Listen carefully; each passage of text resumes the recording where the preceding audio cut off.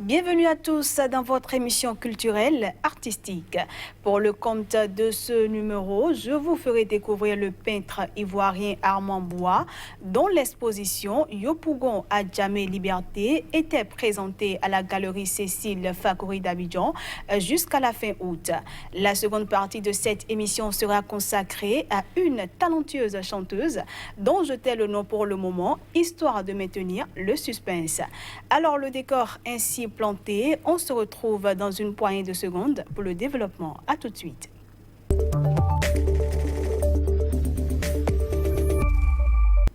En Côte d'Ivoire, le peintre Armand Bois, dont l'exposition Yopougon à Djamé Liberté était présentée à la galerie Cécile Fakouri d'Abidjan jusqu'à la fin août, traite de la condition humaine comme une réponse à l'humanité qu'il voit dans le monde qui l'entoure. Ces œuvres récentes, qui représentent les figures sans forme des enfants oubliés, témoignent de la violence qui continue de caractériser les luttes politiques de l'Afrique de l'Ouest. Yopougon, Adjamé, Liberté, ainsi s'intitule l'exposition du peintre Armand Bois, présentée à la galerie Cécile Fakouri d'Abidjan jusqu'à la fin août. Lorsqu'on rentre dans la salle, on est directement dans cet environnement d'Abobo Adjamé avec les femmes, les gens qui vendent, les gens qui parlent, les gens qui s'amusent et tout. On est en même temps accueilli par l'ambiance et par la manière de vivre de ces différentes personnes-là. Pour réaliser ses œuvres, Armand Bois sillonne pendant des semaines les quartiers, arpentant les rues, les marchés, les terrains vagues, à la recherche d'images fortes avec son appareil photo. Le peintre travaille ensuite dans son atelier où il inspecte ses photos et sélectionne celles qu'il juge parlantes ou marquantes. Survient ensuite la deuxième phase. Grâce à un rétroprojecteur, l'artiste projette une des photos sur une toile où il a collé des cartons, de vieux journaux et des affiches. À partir de l'image projetée, il peint les contours qui l'intéressent, remplissant la toile de zones sombres ou claires, créant une sorte de négatif peint de la photo. Puis l'artiste se met alors à brosser, gratter, arracher pour donner naissance à une œuvre. Les œuvres d'Armand Bois révèlent la vie des enfants vivant dans la rue. Elles témoignent de la violence et des luttes politiques en Afrique de l'Ouest. Ce qui m'inspire plus, ce sont les enfants des rues d'Abidjan. En fait, c'est surtout les enfants des rues d'Abidjan, leur mode de vie. Repéré par des galeristes comme Cécile Fakouri, qui l'a déjà exposé à Dakar, mais aussi par Jack Bell à Londres, Armand Bois, qui a aussi exposé aux États-Unis, à Dubaï ou au Maroc, veut garder une œuvre compréhensible pour tous. Ces tableaux se vendent aujourd'hui entre 6 000 et 15 000 euros selon leur taille. On aborde à présent la seconde partie de cette émission consacrée à l'invité.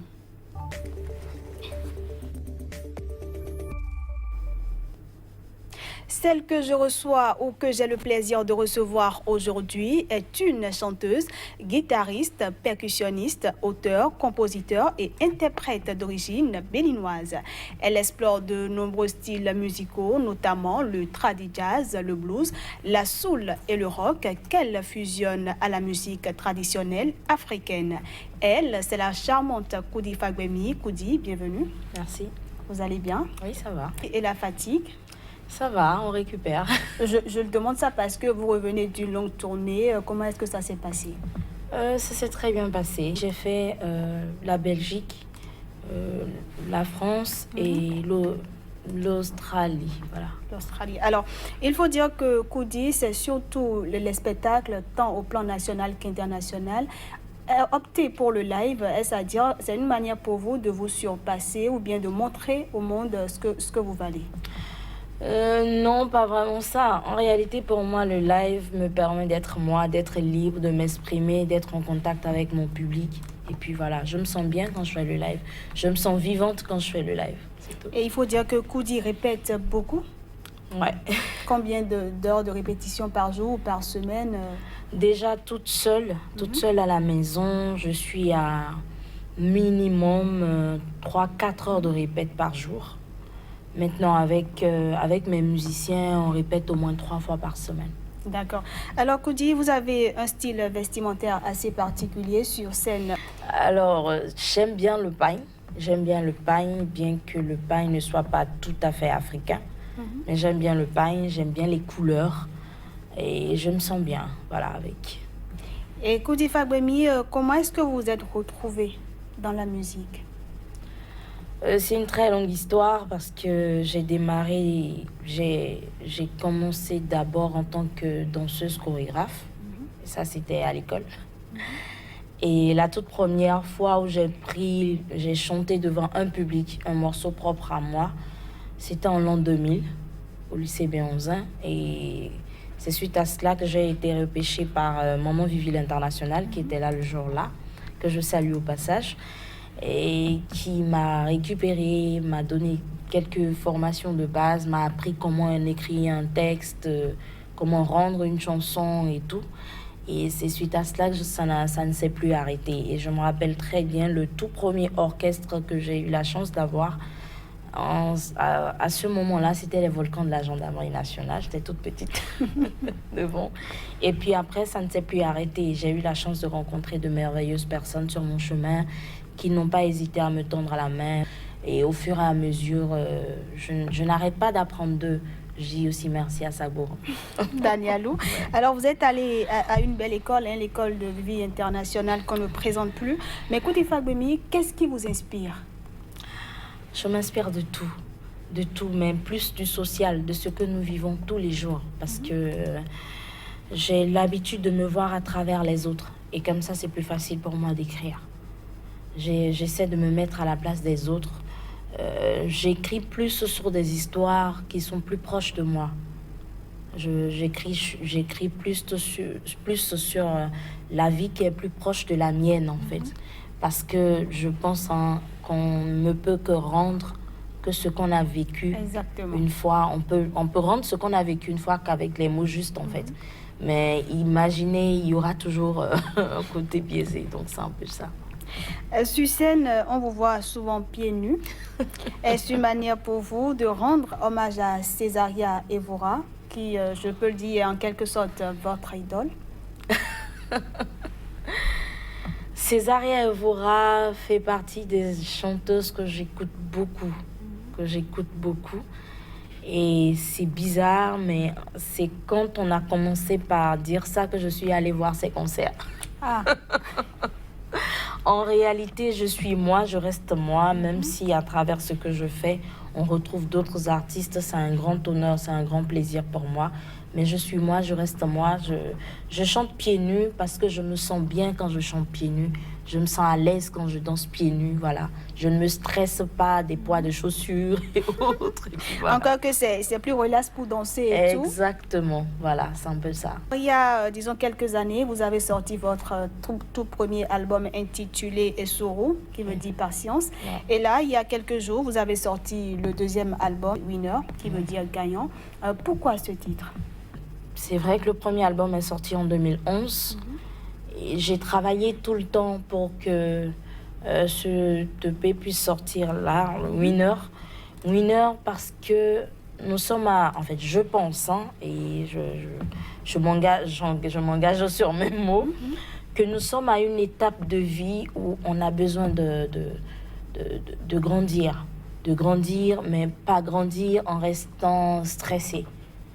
Parce que nous sommes nés gagnants. Nul n'est né pour être perdant dans la vie, selon moi. Alors, je pense quand même que c'est une hymne qu'il faut qu'on se fasse. On est gagnant, on est né gagnant et on assume. On assume, en fait, ce titre de gagnant. Moi, je suis gagnante, quelles que soient les douleurs, quels que soient les ennuis, quels que soient les stress, quel que soit ce que je peux endurer dans ma vie, je les considère comme des expériences acquises qui me permettent de grandir. Donc, je considère ça comme des piliers pour aller de l'avant, parce que je suis gagnante. Il suffit juste de savoir encaisser et surtout de se battre et de pouvoir se relever quand les coups viennent. Alors, nous allons suivre un petit bout de Winner et puis on se retrouve juste après. Merci.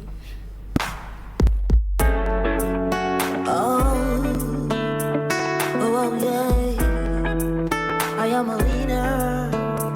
We are the winners.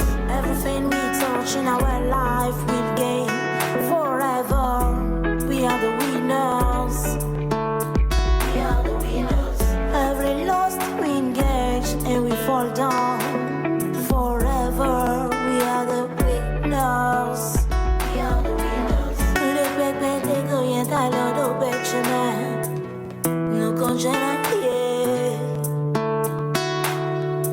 C'est un très beau clip que nous venons de voir là. Alors, cet album comporte combien de titres et enfin, c'est quoi sa particularité? Qu'est-ce que cet album a de plus que le précédent? Déjà, c'est un EP de 3 titres. Le premier morceau, Yo-Yo, est sorti il y a 2 ans. Et c'est un album sur lequel j'ai travaillé pendant 5 ans. Et la particularité, c'est que c'est de la version épurée de ce que j'étais. Je crois quand même que quand on écoute mon premier album et qu'on écoute ceci, il y a une très grande... Vous avez mûri, vous voilà, avez grandi, exactement. il y a eu de l'expérience aussi. Voilà, et il y a aussi que cet album, c'est une production de Monji, une structure qui est à Bruxelles. La raison pour laquelle j'ai fait le lancement à Bruxelles la dernière fois, le 28 juillet dernier. Et c'est un album qui a été travaillé dans 2 studios. Il y a un studio à Cotonou, chez Dali Landou, et le second studio à Uptown, c'est à Bruxelles. Un album qui a été coaché par beaucoup de personnes, dont Freddy, Nicole, beaucoup de personnes. Je ne pourrais pas citer tout le monde et tout. Donc voilà, en conclusion, c'est un album épuré, vraiment épuré, travaillé pendant des années, quoi. Voilà. Et comment se fera la promotion de cet album?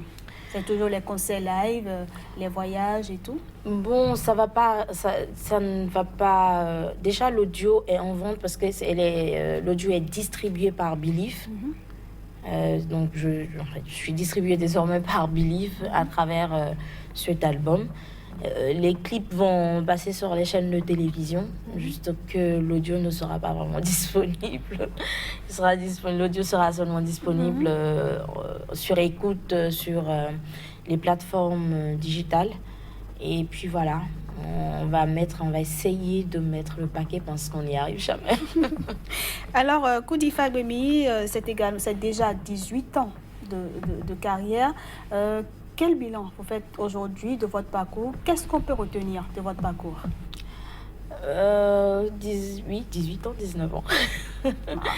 Ben, écoutez, retenir de mon parcours, moi je continue d'apprendre, je n'arrête jamais d'apprendre. C'est important. Et du coup, je ne peux pas parler d'un bilan.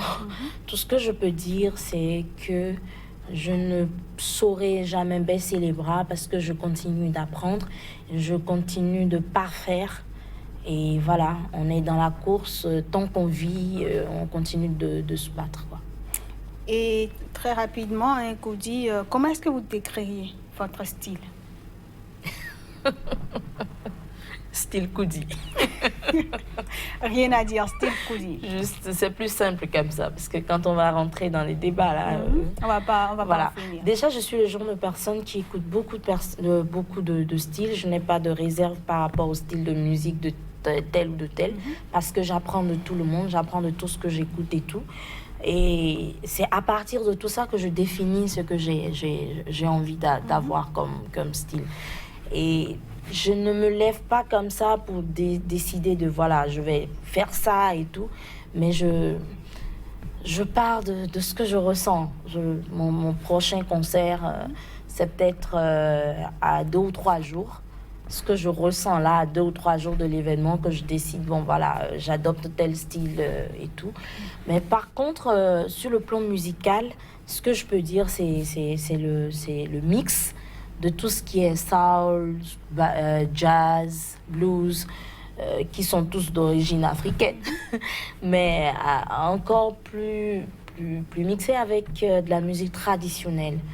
Parce que je n'arrêterai jamais de chanter comme si je venais de chez moi, ni de danser comme si je venais de chez moi et tout. Donc c'est un peu ça. Et quels sont vos projets? Mes projets, c'est que déjà d'ici janvier, par la grâce de Dieu, le prochain album sera en cours parce que j'ai commencé par travailler là-dessus déjà. Koudi, nous sommes à la fin de cette émission. Merci pour cet échange passionnant et je vous souhaite, on va dire, bon vent pour la suite. Merci beaucoup et merci à Sika TV, merci à vous Candice, merci à toute l'équipe technique et on se reverra bientôt. Très bientôt. Merci. Eh bien, fidèles téléspectateurs, Artistique, c'est fini pour aujourd'hui. Merci à tous de l'avoir suivi en ma compagnie. Au revoir.